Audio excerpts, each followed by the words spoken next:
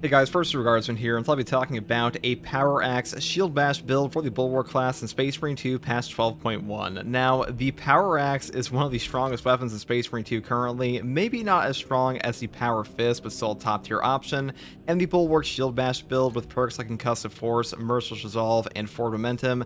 These have been incredible options since they got buffed way back when. We'll be building around that today. Now, for my melee weapon, I did take the Block Power Axe, mainly because block charges do affect your shield bash on this build, and shield bashing is like 99% of what we'll be doing anyways, so a really good synergy there.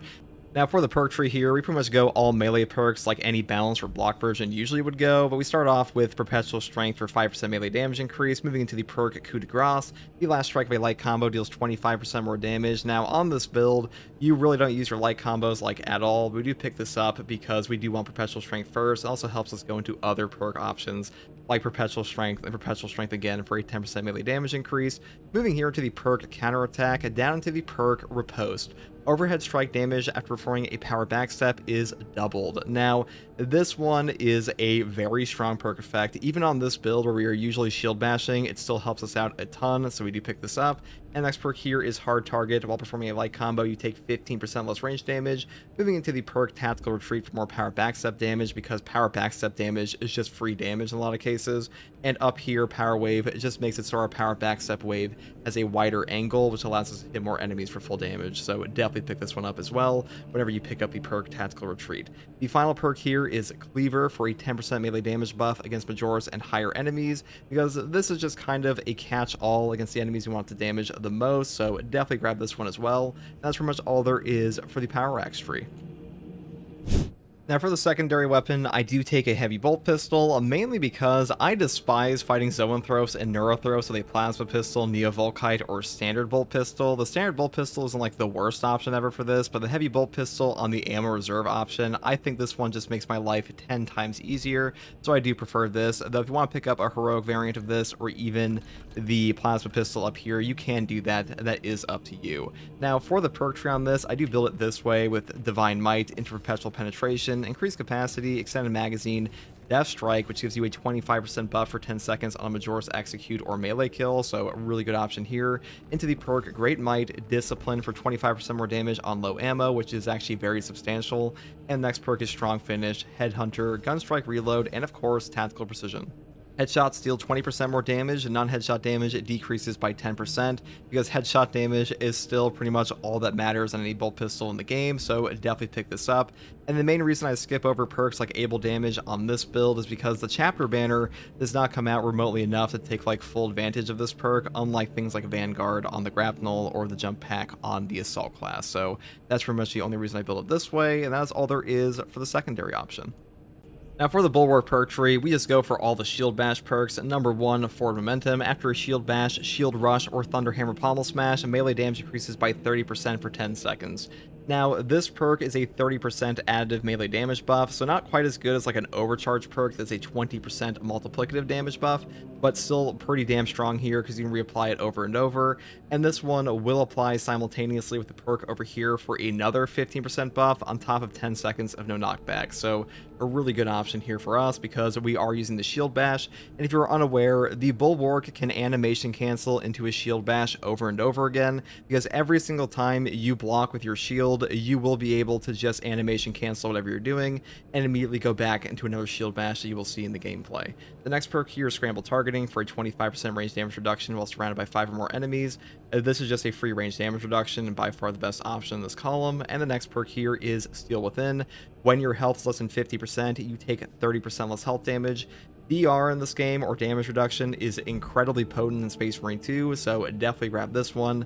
I think this one's definitely better than the perk down here, Armor Reinforcement even, because with a base HP increase of 30% that the Bulwark has on his starting perk, your effective HP goes through the roof with this perk active as well. Next perk here is Focus Restoration. Every 30 seconds, all team members automatically restore 1 armor segment. This is just a God tier damage cap perk. The way that armor works in Space Marine 2 is that any incoming melee attack will do no damage no matter what, even from bosses, as long as you have any amount of armor remaining. And on top of that, even range attacks do have a bit of a damage cap from armor, so having a drip feed of this is very valuable and helps out a ton for teammates like the Tactical that don't have any base armor regen.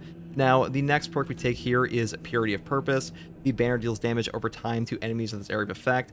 This is just a value perk for your banner. The fact that this will pretty much wipe out Minoris, deal significant damage to Majoris, Extremis, and even bosses makes it the most valuable perk in this column. Rapid regeneration would be really good in this game if it didn't have like a reduction in your time on your banner. Hopefully they buff this one day, and the Concussive Force perk, or should be Focus Strength perk here, is just not very strong at all, even on a Shield Bash build, so I would definitely pick this up. Next perk here is Concussive Force. Shield Bash deals 200% more damage, Shield Rush deals 100% more damage, and your Thunder Hammer Pommel Smash does some extra stuff. It doesn't really matter for this build. Now, the Shield Bash dealing 200% more damage, that is the main takeaway of this perk. We are going for a Shield Bash build, so kind of a no-brainer to pick this one up, and the damage you put out with your Shield Bash with this perk active is tremendous.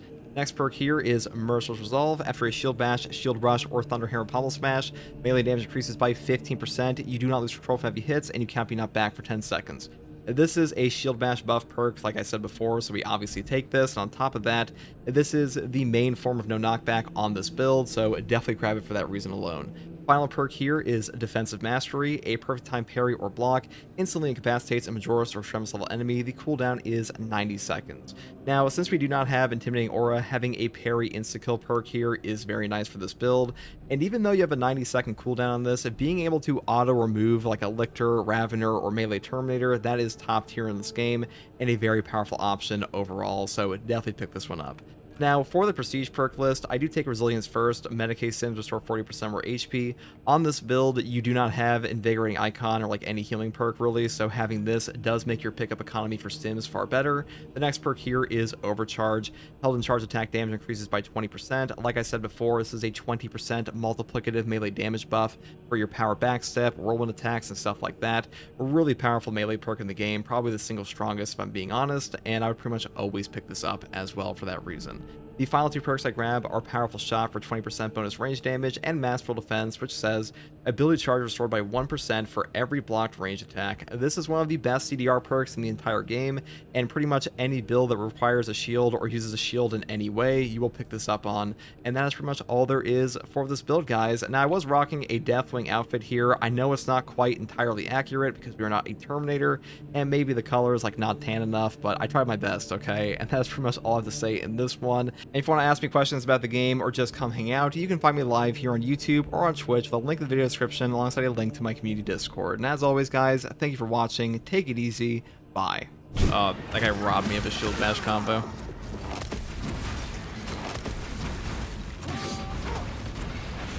Damage them nuts. Oh, they're all here. Okay.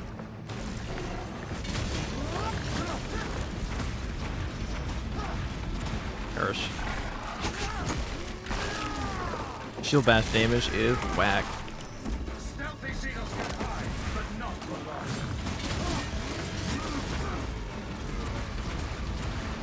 Perish, perish.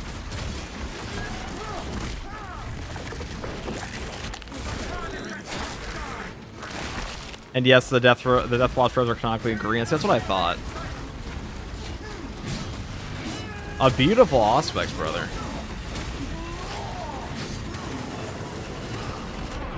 I should not have done that. Maybe. Okay.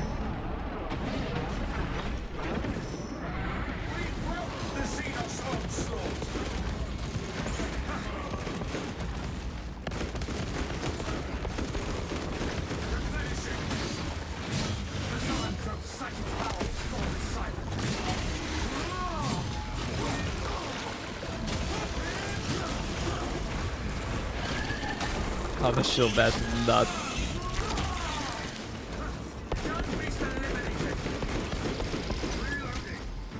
Are you ready for the Dark Tide update tomorrow? I am hyped. I will be playing that with Mystery this weekend, probably.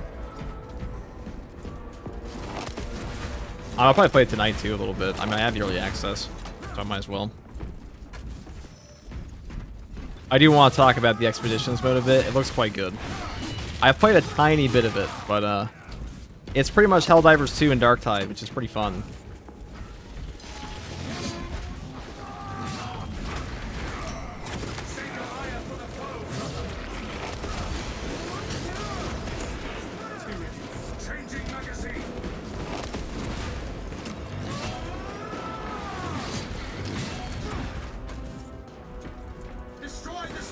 Are the green robes lore accurately green or Wraithbone for Deathwing? They are green. They are green. They would look pretty goofy if they weren't. I know it's hard to tell because you usually see these guys in like Terminator armor. I'm sure somebody's painted their guys as Wraithbone color, but also, hello, fan. Reporting in from the tower, Captain. The Minotaur has not stored explosives to protect Astartes standards. It's enough to demolish the bridge.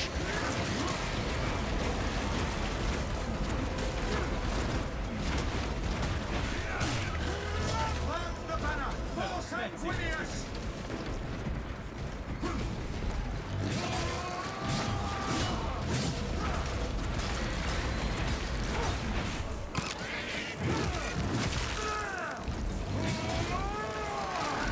Oh!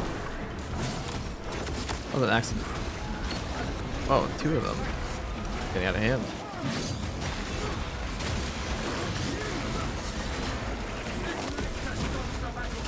Direct me to where I can place these charges.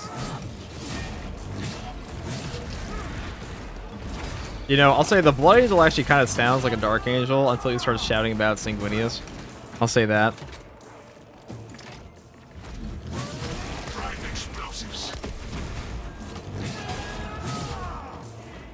Oh no, now there are two of them. Yeah, every time you hear the Horde timer in this game, it's like, hear that? It's the sound of 1,000 terrible things coming this way. Now we gotta make this stream quick, because before he loses is playing Empire at War right now, and I need to raid him. He always gets off before me. So today, must be swift.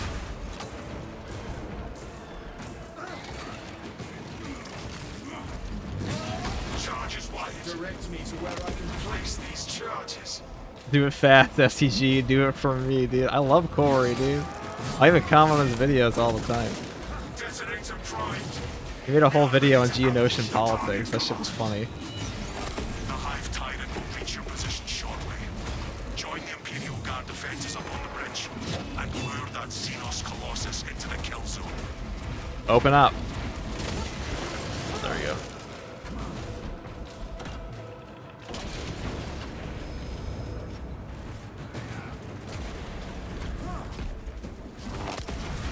Hammer versus Axe. Well, that's actually hard now. On Bulwark, it's definitely Axe. On Assault, Hammer's pretty strong. Hammer's probably better than Axe in, like, Siege Mode Horde, I would say. Just the Horde clear is so nuts. It has 100 cleave on the ground pound. Hopefully Grimaldus will also return Armageddon. This is our city. This is our world. I'm just happy to see more guardsmen shit. I know we've had a pretty massive push of Astartes for a while now. I know we had some, like, Maelstrom stuff that was like, you know, only pseudo-heretic Astartes and some other Dark Eldar stuff. And Eldari's kill team. Not even Dark kill team, we call it. What was the thing that came out during the New Year's? The one Eldari box. I love Guardsmen. I also love Guardsmen. You can't tell. We've got a handle on these probing strikes, my lords. It's the relay that's getting hammered right now. The leader bees will cross that bridge and in short order die to our tactics. That's new. We need new Steel Legion models. We just need more Steel Legion everything. You know, I bought the Super Ultra Sucker cosmetic pack in Darktide for the Steel Legion for that exact reason. I love Steel Legion. I'd say my two favorite regiments are Steel Legion and Kriegsmen. I like Cadians, but Cadians are like a little too vanilla, you know. They're just guys, like they're the standard guardsmen. Steel Legion and Kriegsmen, those guys are kind of like out of pocket. Especially Kriegsmen. That new cinematic they put out is fucking awesome though.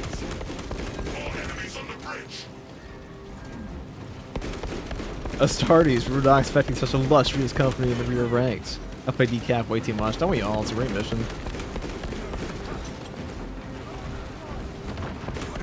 You can't just pair Yarok up with Cadians and Krieg, it needs to be Steel Legion. I mean, yeah, dude. If not only because their yellow outfits look way better than like anyone else with yellow outfits in 40k in my opinion. Shout out Lamenter's Imperial Fist.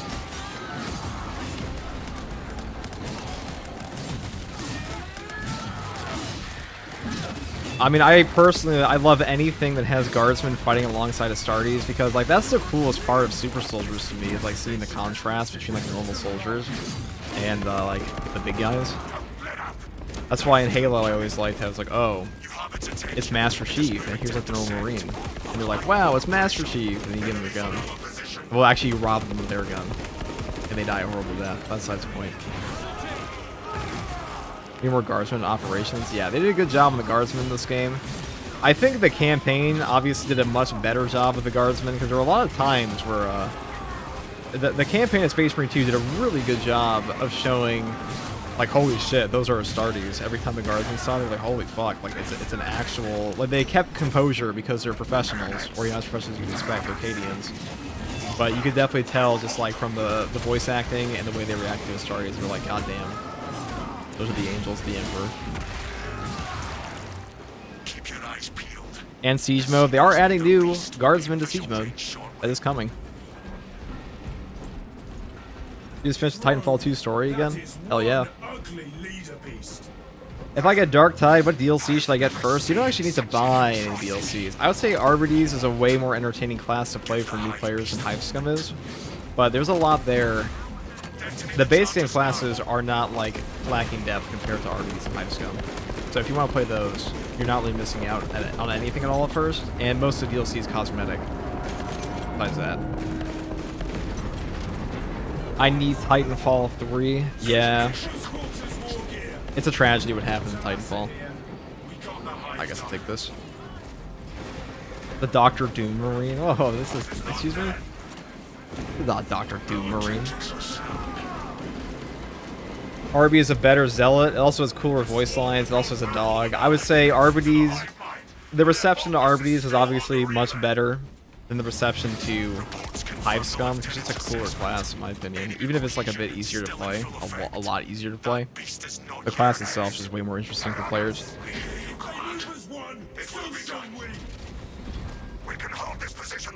Oh, did you do a video of this build? I think I have. It's like 99% the same.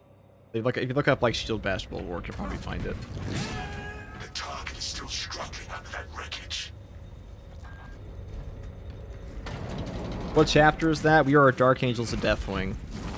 So these are the guys that have, like, gone through Terminator training and all that. That's why they're the Crux Terminatus. Usually they are Terminators, but they're like a special division. I'm sure someone in chat can explain them to you even more than I can.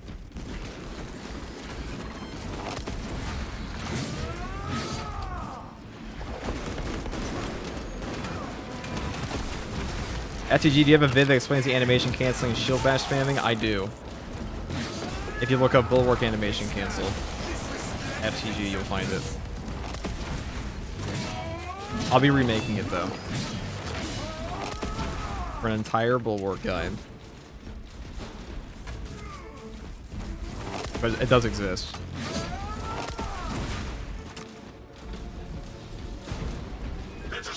Oh yeah, Yarg is back. Hell yes, brothers. Yarg is fucking back. Terminator squad for Dark Angels. A term squad of them is absolutely broken in the tabletop. You also see a Terminator squad of Deathwing Dark Angels just show up in Dawn of War 4's trailer.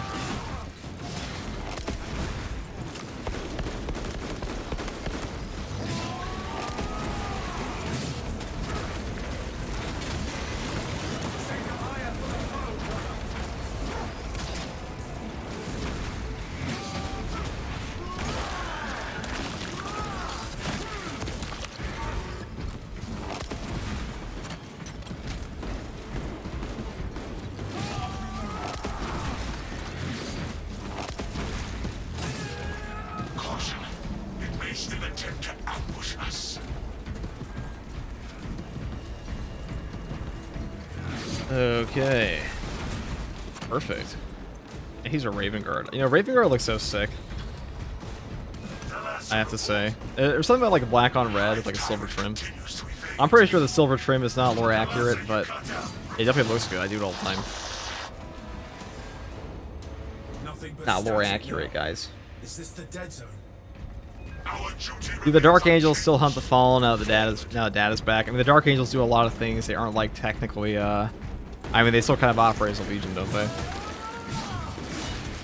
I imagine they still do.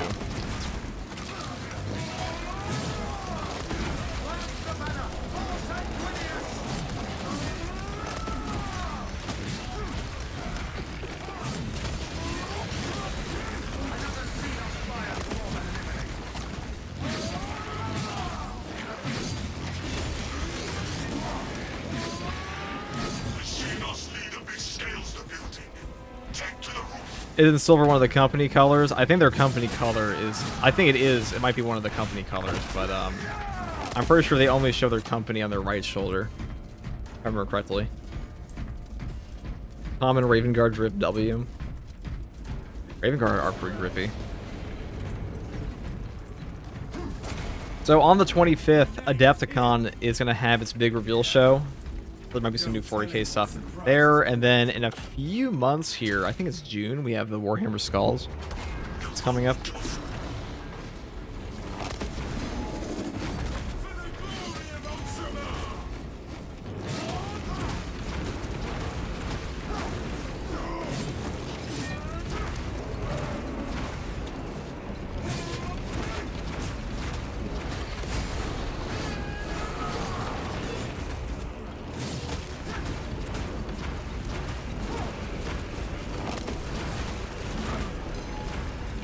I was gonna go to Adepticon, but that's just in Wisconsin. I hate cheese.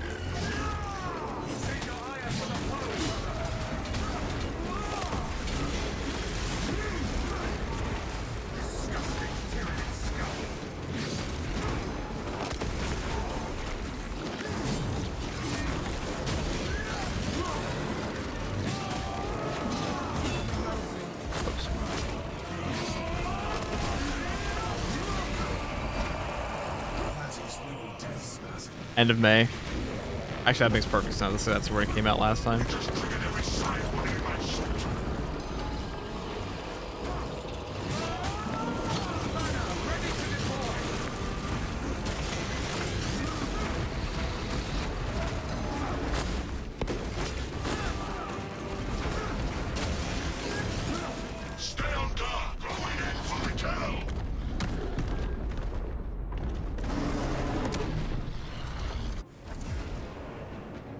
Shield Bash plus Auspex. I imagine that was a precise calibration Auspex that guy was running.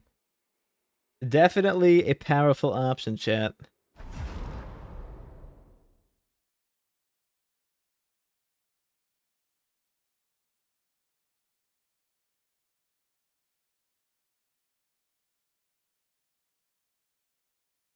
No Wisconsin slander. Listen, okay, when I think like a banger convention, I don't think about a convention over in Wisconsin, okay?